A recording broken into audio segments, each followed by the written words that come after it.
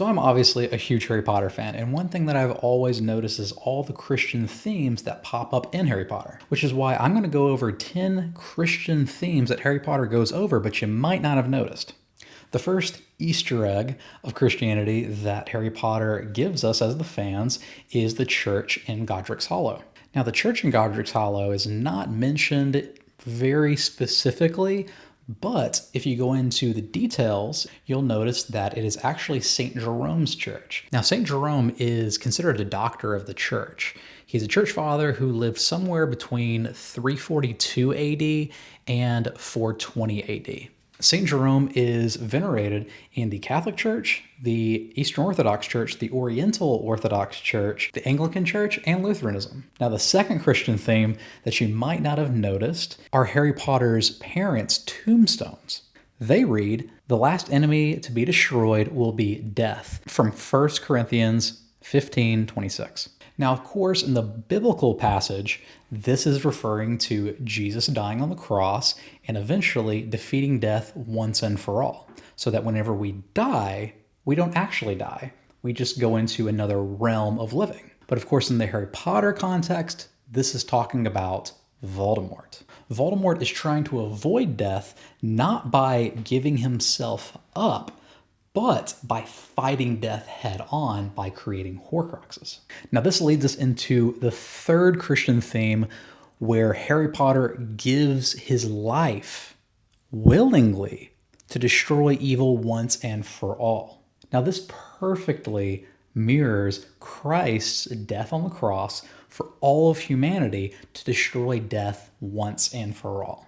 Now, honestly, the best part about this is that it's so subtle that you barely even notice it. With something like Narnia, it's very, very on the nose and it kind of is too obvious, but here it's very, very subtle. Now, number 4 is where Harry Potter communicates with his dead family in the Goblet of Fire. In most Christian traditions, once our loved ones die, they can still look at us from heaven to see how we're doing.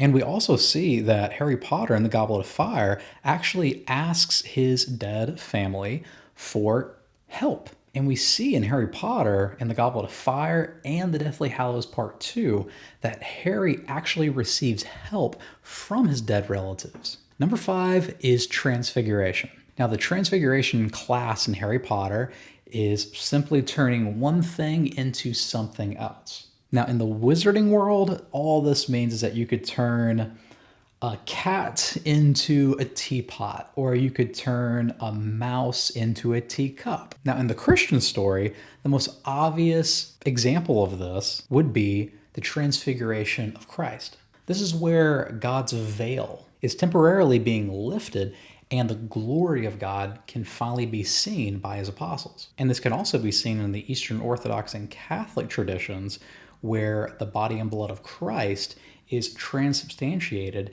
into the bread and wine that's taken in communion. Now, number 6 are Boggarts. Now, Boggarts are shape-shifting. They turn into whatever you are most afraid of. Now, what this sounds like mostly to me are demons. One thing that I watched whenever I was much, much younger were these shows where they investigated certain hauntings that happened. And one thing in a lot of hauntings that kind of goes along with each story is how the demons, they know what you're most afraid of and what you're most susceptible to falling prey to. And that's exactly what these Boggarts do.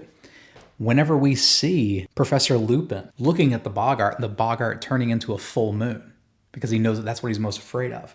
It's exactly what Satan and his demons do to us. They know exactly what our weaknesses are, and they prey on those. Now, this leads us into another demon-type creature called Dementors. And Dementors are probably one of my favorites, I guess you could call it, antagonists in the Harry Potter series because of how alike they are to real-life demons. They're described many times in the books and the movies as being able to just suck all of the joy and happiness out of the room.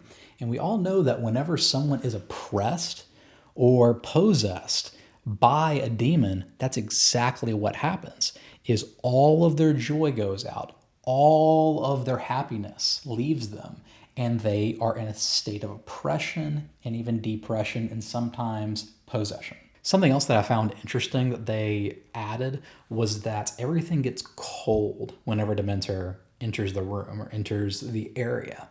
And if you watch TV shows like A Haunting, you'll notice that the room usually gets very, very cold whenever a demon is present. Now this leads perfectly into number 8, Expecto Patronum. Now this translates in Latin to I await my mighty protector. And Patronuses are described to be bright, pure spirits that can protect someone just like an angel. And ultimately, that kind of seems exactly what a Patronus is, a guardian angel.